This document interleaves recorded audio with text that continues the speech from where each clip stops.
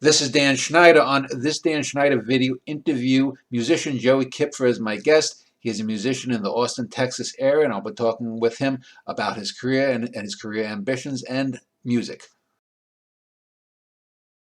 This interview is with Joey Kipfer. He's a young Texas musician that I met a month or so ago when my wife and I were at a winery, and I was impressed with both his music and his playing ability.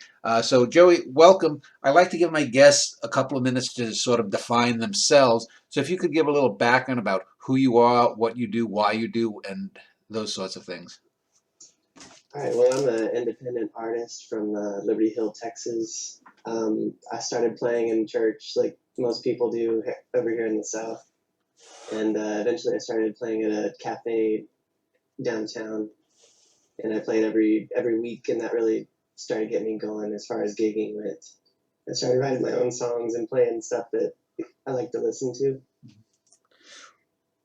Oh, so you started out as a gospel singer, was it, or were you playing guitar in church? Well, I started out playing guitar in the church band. It was like the youth band for our youth group. And then eventually I started singing at the church too. Oh, okay. Yeah. So let's talk a little bit about your family background. Do you come from a musical or an artistic background? Were your mom and dad musicians or artists of any sort? Yes, my dad was actually a trumpet player in high school and college, and he even played in the symphony for a while Oh. before he got drafted. He was the last group to get drafted for Vietnam, Uh-huh. but he went to Fort Pope, Louisiana, and played in the officers' club instead of going to Vietnam. And He was a trumpet player. how about your mother? She's been an artist and jewelry maker since she was growing up. Uh, she actually quit her corporate job when I was probably 8 years old and opened up an art gallery downtown. Which one? It was called Sweet Liberty Creations. She had to close it down Oh, and okay. get her job back because it didn't take off very well in Liberty Hill. Okay. Well, let me talk a little bit about musical background and influences. When my wife and I heard you playing at a local winery, I was impressed with the sort of range of music. You seem to know a lot of classic rock, a lot of newer rock. A fellow I never had heard of until I heard you playing Hosier. You were Yeah. playing, and you have a very bluesy kind of infusion into your music. Is blues your initial love, or was it blues rock like Led Zeppelin, classic rock? That's kind of where a lot of people start out, especially around Austin. You listen to Stevie Ray and Hendrix, and that's how you start learning things on guitar. So I was one of those guys, and I also like to listen to Los Lonely Boys a lot. And since I was on acoustic guitar, I started getting into grunge heavily, and Stone Temple Pilots and Soundgarden, all of those bands. Oh, okay, yeah. I was just on the way home. I heard "Spoon Man" by Soundgarden driving home this morning. Because you told me then when I met you, you were 23. So it's interesting because for me, Soundgarden and the whole grunge movement came when I was pushing 30. Whereas for you, a lot of that came before you were born. So was what was grunge really sort of where you began listening when you were 5, 6 years old? What are your first memories? What was the first songs that you listened to intensely or really loved? Oh, that's a tough one. I really liked to listen to Stevie Ray Vaughan growing up because my mom would play that all the time. She used to play Cat Stevens, um, Nora Jones, Janis Joplin, all those artists. And I used to listen to that, so that was a big influence for me starting out. Um, do you find yourself as you have gotten more into music having a broader palette? Uh, you know, uh, Newer stuff. Where you mentioned Nora Jones and Stevie Ray Vaughan. Most people wouldn't think of them as influencing anyone with being on the same Yeah. people's like list. I like to take from everything. I don't just listen to one thing or use it as an influence. Yeah.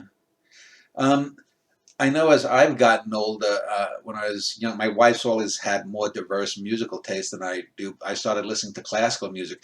Have you ever listened to classical music, and has that ever influenced your own art? Yes, I actually took classical guitar in college for Oh, about 3 years, and I got into all the guitar repertoire and started listening to that pretty heavily. there's an Italian composer who does the concerto for lute. Oh, is it Italian? It's a famous song. When you said that classical guitar. Um, so, what is your favorite actual style of playing guitar? Do you use a pick or do you finger? I don't know what the term is. I switched from using a pick to fingerstyle between different songs. It's not really something that's uniform for me.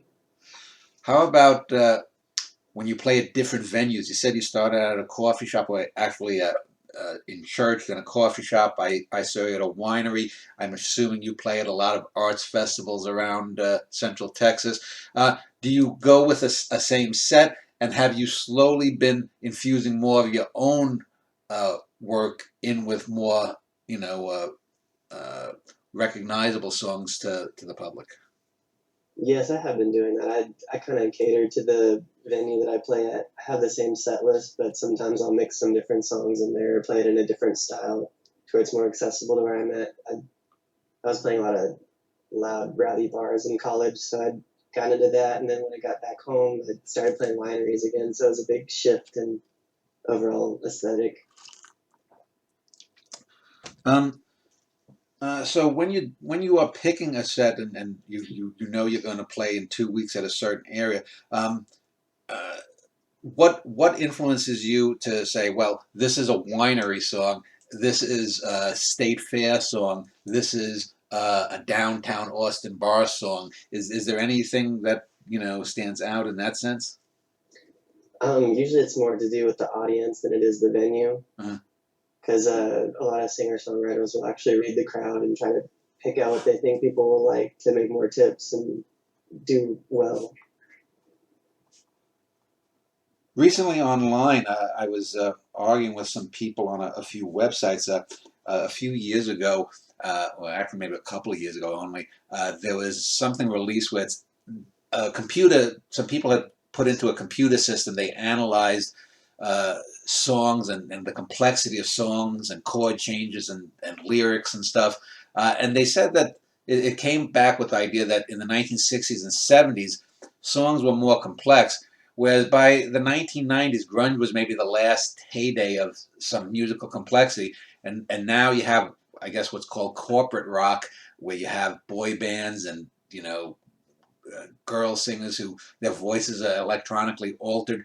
Uh, do you think is there well? Do you agree with the idea that most music that is put out today, especially by corporate labels, is less complex, less interesting, less challenging? Oh, definitely. They take any song that the artist is pitching towards them, and then they compress everything towards this loud, uniform sound, and everything kind of fits into what they're trying to pitch to the radio because that's what they like to play. Uh, um, when you actually then sit down to write a song, well, we talked about your influences. Is there a difference between an artist or a group that will influence you in the musicality, and also a difference between that and who might influence you lyrically if you're writing lyrics? Definitely, there's some people that I listen to just for the musicality of the band and where they take their progressions, and sometimes I listen to songwriters just for their lyric content. Uh, Can you give me an example of both and why you think that they're good? A good lyrical songwriter and a good musical composer of, say, contemporary pop or rock music. Contemporary pop. Okay, let's see. Have to. I'd have to say that Ray LaMontagne's a really good lyrical composer that I've been listening to a lot recently. And as far as musicality, I've been listening to math rock groups like Chon. They're very complex and they have pretty nuanced music, but it's not really like mainstream or popular. You just used a term I'm not familiar with. Did you say math as in mathematics? Math? Yes, What math what rock. what is what It's is that actually? It's basically rock that's very heavy in music theory, and they use a lot of different voicings and chord changes and scales that you might not see in conventional music. Well, since you seem to be quite well versed in those sorts of things, there's the famous silent piece by John Cage, like four Yes. minutes, 23 seconds or something. What do you think of real experimental music like that, putting outside the field of just pop music? Do you think that those are just gimmicks, or what are your thoughts? I think at the time it was really important for the musical community and something that we really needed to get out of the classical rut that uh, college musicians usually find themselves in, professors and students, because they're basically doing the same thing they've been doing for hundreds of years, just over and over again, trying to do it the best. And I think John Cage really expanded on that and kind of got us out of that. It's almost like it's kind of pompous to me, the part of the classical community that's just you have to play these same four pieces and just do them better than everyone else. You mentioned your father was a trumpet player. What are the musical instruments that you play? I really just do guitar and voice. I did play trumpet in middle school, but that was it. When you say are a piano player or a woodwind or a brass player or playing guitar, how does it affect your outlook towards the creation of a song? The how let's say if you were writing a song about a beautiful girl that you just saw at a show, um, does a guitar player necessarily look at something different? I mean, is it more about the rhythm, whereas a jazz trumpet player, it might be more about the little riffs that just go off in different ways, whereas a guitar might not be as amenable to just riffing off the top of your head. It depends on who's writing the song, but guitar is a really versatile instrument, and you can really look at it from a myriad of different ways. Whereas trumpet, you would have to look at melodic changes. Guitar, you basically it's been described as a symphony or an orchestra all to itself because you get so many different timbres and sounds from it, depending on how you compose or play. So you play alone with your guitar, or do you have a band that you sometimes play with? I've been playing with a duo, but usually I'm alone. So uh, when I first saw you, I don't think I heard any original songs that you had done. I don't know if you did any during that set, maybe before we got there or after we left. We were there about 35, 40 minutes, I think. So let me ask you about your own way that you approach constructing a song. Uh, is each song, does it come to you in uh, a different manner necessarily, or do you approach writing a song, let's say if you're writing a song about taking a bus to go play in New Mexico, or if you see that beautiful girl, or whatever it might be, do you approach the writing of a song in a same way, or does sometimes a song, you just get a rhythm that comes to you and then you try to think of the lyrics to go with it, or how?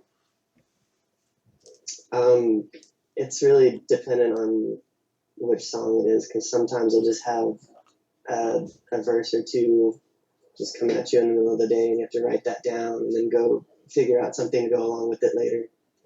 But as I've also had just melodies that I've written and then I have to put lyrics to it afterwards. So it's not really something that's standard.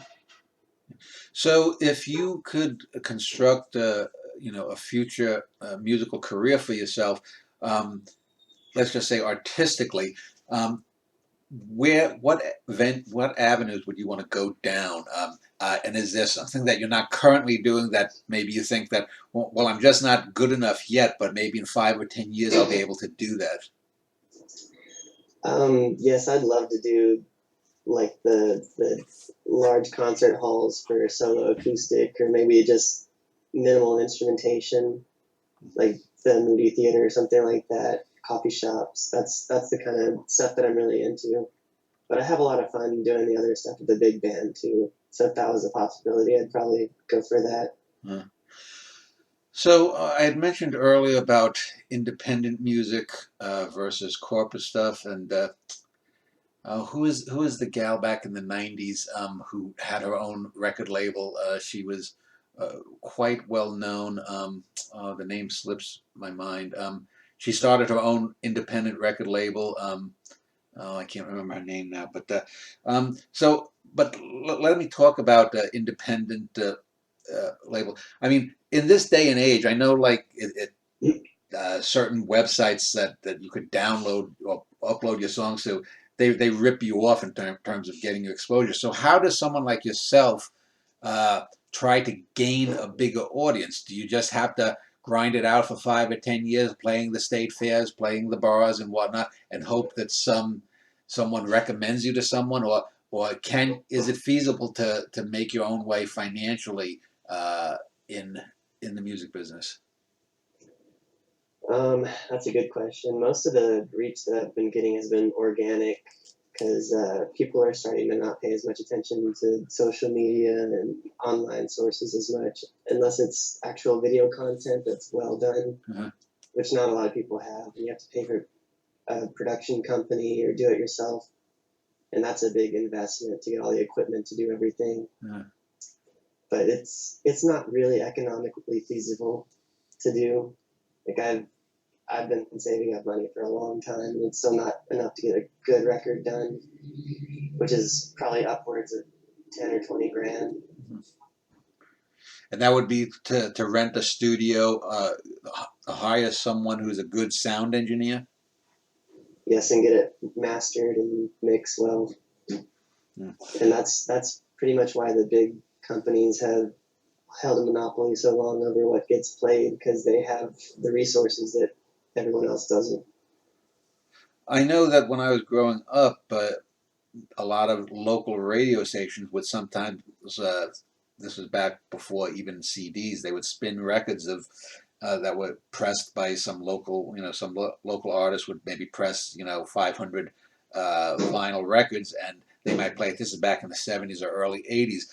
Is there anything that way? Because I know, like here in the Austin area, I guess the biggest classical rock station is KLBJ, and then there's Yeah. a few other ones like at 93.3 and I think 101 point something or other. Um, uh, are there any local radio stations that are friendly to newer artists? Sun Radio is really good. I like to listen to them. I'm not really coming up with the FM Yeah. number, but Sun Radio is good for newer artists. They play a lot of local on the weekends, especially. Yeah, I know. I think the website I was thinking of was Spotify. My wife listens to like the Ella Fitzgerald channel. She likes a lot of older time, like Judy Garland, Ella Fitzgerald. Is Spotify something that's friendly to newer artists, or is it that again one of those black holes?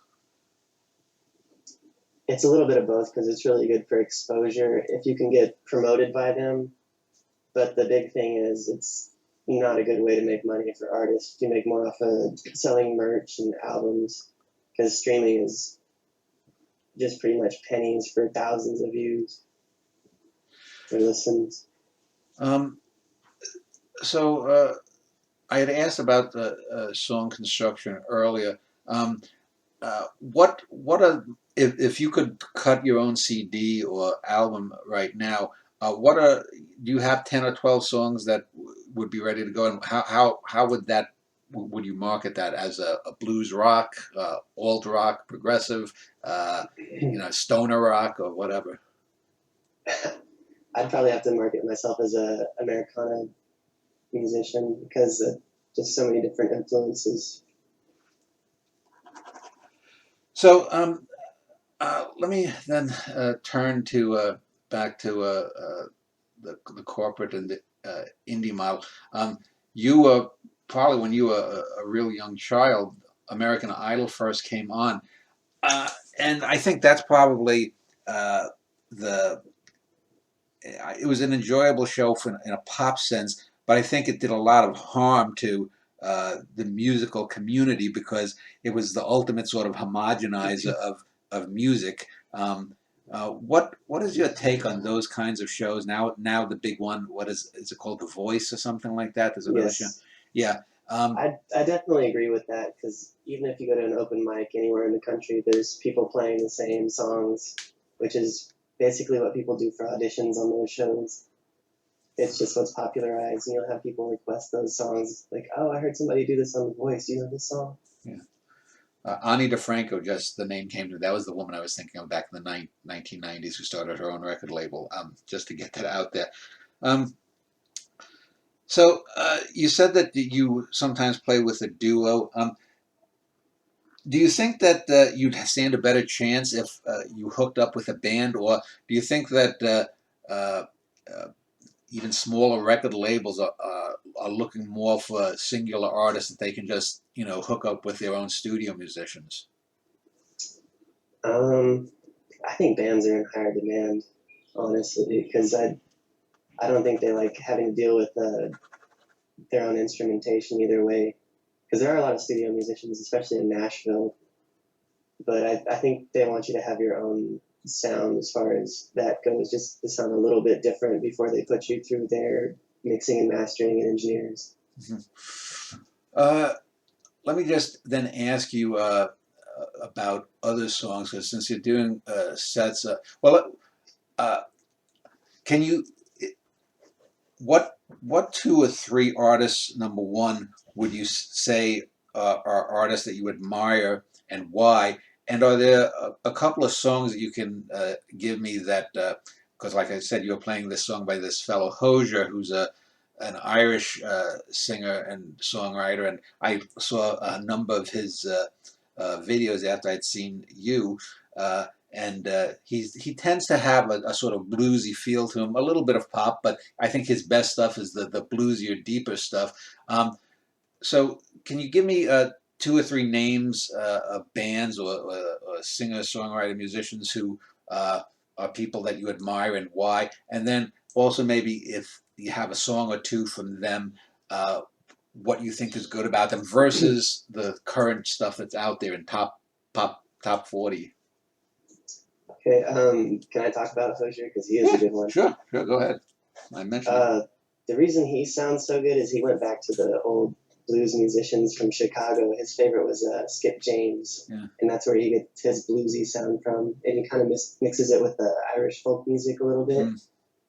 And then he puts in a bigger band, like he has a cello player and pianos and just a lot of different instrumentation that he adds onto it later. Mm-hmm. And what is a song of his that stands out to you? I really like his Work song, which is it's kind of a version of the old songs they'd sing on the Chain Gangs. Mm-hmm. When they were working. They have that beat. It's got kind of a syncopated rhythm, which is the sound the pickaxes hitting whenever they were in the Chain Gangs. And is there someone, say, diametrically opposed to someone like Hozier that you also admire and why? Like you talked about bluesy. Is there someone that maybe is kind of pop sounding? Like, for example, I was talking with my wife a few weeks ago, and even though I'm not a particular fan of her music, Christina Aguilera, I think, has a good voice, and there's a song she does called Candyman that I saw the video of. That's sort of a throwback to the Andrews Sisters 1940s vibe that was done about 10, 12 years ago. And so even though I think she sometimes just over sings, I found that to be an interesting choice of a song that she wrote. I believe she wrote that song. So is there someone else someone, you mentioned Americana and blues, that someone might not think you would think was good or enjoyable that you do enjoy, and why? Yeah, I like Ed Sheeran, even though he's produced a lot of pop hits. He used to write for the boy bands of One Direction, but he also has his own less known songs that are a lot more complex, and the songwriting is good. But I think he just does a lot of what sells in order to make more record sales and get more streams. I've talked a bit about the artistic stuff that interests you, and I've talked a bit about the day-to-day stuff of the business of music. Um, what is it about art or music that actually attracts you? When you are playing a song, whether it's your own song or whether it's the song of some artist that you connect with, uh, what is it that draws you to it? I mean, what I'm asking is, as an artist, what makes you want to make art, and what draws you to the art of music particularly? Is it emotional, intellectual? Um, I think I'm drawn to art that is realistic and it has to do with emotional experience, like something that you can really feel that you can somehow manifest in your art. I think that is the most effective and powerful art, be it music or actual art. Uh, what is the thing that you most want an audience member that's listening to you play?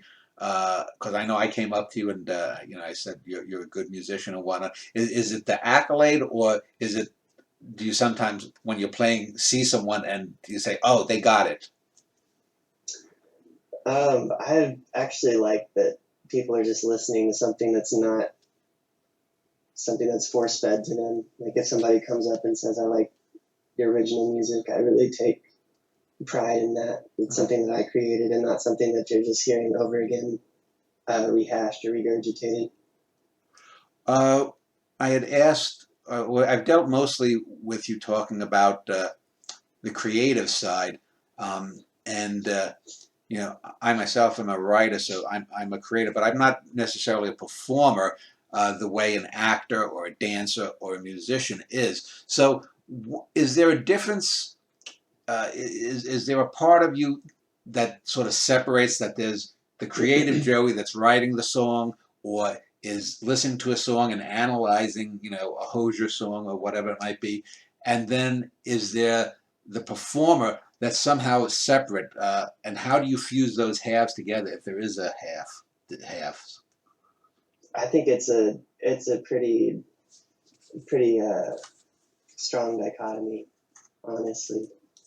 I think the artwork speaks more than I can and louder because I feel like whenever I write a song, I can easily get a message across. But if I was just telling someone my beliefs, they wouldn't listen. As a performer, you're adapting works. Uh, so let's say, I don't know if just to throw out some very disparate stuff. Suppose you're listening to something like an old Robert Johnson song, an old blues Mhm. song, or you're listening to a 1970s glitzy Elton John song that you just like, or you're listening to, say, like you said, a boy band song from the late 90s, early O's. As a performer, what would dictate to you that, oh, I'm going to do something different with Robert Johnson, the way, say, Led Zeppelin did with old blues songs. But I have to stick closer to Elton John's song. But maybe I can take that boy band song and blues it up a bit. How, when you hear a song and you're drawn to it, even if you don't know why, and you want to put it in your set, what how do you go? How is the process of how do I adapt that? How does that go into your mind? I think it's more about just transposing your sound or superimposing your sound on top of something that's already existing. Maybe one piece would sound more cool or like the original, but something else might sound a lot further from it just because I'm imposing my own style upon the piece and trying to make it true to me. Mm-hmm. You mentioned emotional versus intellectual, and I'm someone who's also will write criticism of poetry or literature or whatnot. And one of the things I've often found is that when you're doing criticism, you have to be more intellectually based, because there's no way that I can, as a writer or any artist, put something directly into you that you feel exactly what I'm doing. If you're writing a song about, let's say, a beautiful girl that you see walking down the street, everyone can understand. Every heterosexual guy at least can understand uh, certain things that you're doing. But as an artist, you were talking more about the emotions. So is your musicianship more based out of your emotions, and how do you temper uh, the emotion with the intellect? Because if it's nothing but emotions, it's going to usually be cliches. You're going to write a Yes. cliched love song. So how do you, let's say you just see a beautiful girl walk by, how do you make that different than the 10,000 love songs that have charted in the last 60 years? The emotion is in the melody and the composition, and the intellect is in the lyrical sense. Mm-hmm. And it's always hard to try to balance those out and not sound too uh, overbearing. And it's important to be accessible, but also not just play on common tropes when you're writing. And since you're doing pop music and not being Beethoven or Mozart, doing just classical music, so you have the lyrical element and you have the musical element. Um, to what degree do they need to complement each other? And if you're writing a song, I don't know, about some odd topic that you that just came to you, uh, is it sometimes interesting or wise to sort of diverge that maybe the lyrics seem upbeat and positive, but the music might have a darker undertone to it? How do you sort of mix both the lyrical and the musical elements together to get what you want in a song, even if maybe you don't know it intellectually, but emotionally you feel it? Usually, I change the tempo of the music and keep the lyrics dismal because I get asked pretty often to play upbeat music at my shows, which is hard because if you're an artist and you want to play on pathos and just that inner sadness, that's what a lot of us go to for inspiration, and it's hard to kind of change that into something that people actually want to listen to when they're out having fun. So let me just ask you then, what what is your ultimate goal? I mean, do you want, obviously you want to be able to make a living doing music, but is it also that you want someone, say, in the year 2100 to download Joey Kipfer music and say, oh, this guy had it. Be like, say, Robert Johnson, who's basically, only known by a handful of people in his lifetime, but has now had an enormous influence on rock and roll and the blues.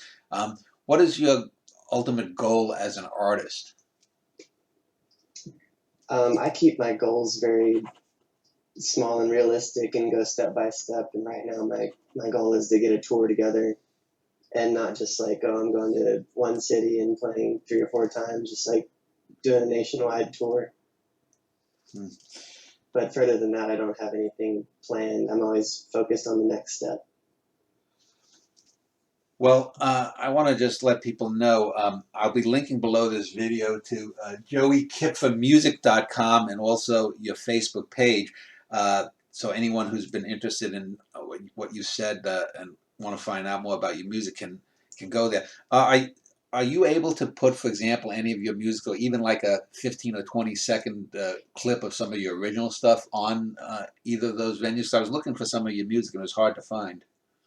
I have some on YouTube, Okay. and the best way is to go to Texas Booking Agency Okay. because that's one of the agencies I use to book shows, and they have a lot of sample music from shows that he's gone to and recorded. Okay, so you do have a YouTube channel. I can link to that too. What is it? Yes, I do. It should be joeykipfermusic@gmail.com. Okay. Well, let me just end the interview by asking, is there anything else that you'd like to say, whether about yourself, about your music, or anything else before we end the interview? Um, I'd like to say that I'm loving the journey right now, and as soon as I get to the point where I can just do this instead of having another job, that would be amazing. And it looks like I'm getting enough support to eventually be able to do that, and that's just something I never thought would happen. Well, It's always been yeah. it's always been like an emotional outlet for me. That's how I started playing guitar and singing. I know you had mentioned this just came to me. This will be the final question. It just came to me when you mentioned your other job. Uh, a lot of people don't realize, and I've interviewed a lot of actors, and I asked them this question. Uh, they don't realize that how much a person sacrificed. Because my wife and I, for example, have could have made more money doing stuff in other fields if we didn't have this desire to create, to write, to connect with other people. To me, art is about sort of translating reality, and so you obviously have to have to work another job. Is what so far has been the biggest sacrifice you've had to make to be an artist, a musician? Uh, it would definitely have to be income related. If I hadn't done music in college, because I just want to learn more about creation and actually how the music works, then I probably could have done something else and gotten a higher paying job or something like that. Okay, well, it was good talking to you again. JoeyKipferMusic.com is your website. I'll also link to that and your Facebook page. And I just wish you good luck in the music industry and personally too, because I think you're a talented young musician, and I just hope everything works to the best for you. All right, thank you so much. Also, I'm playing at Bent Oak on Black Friday at 3.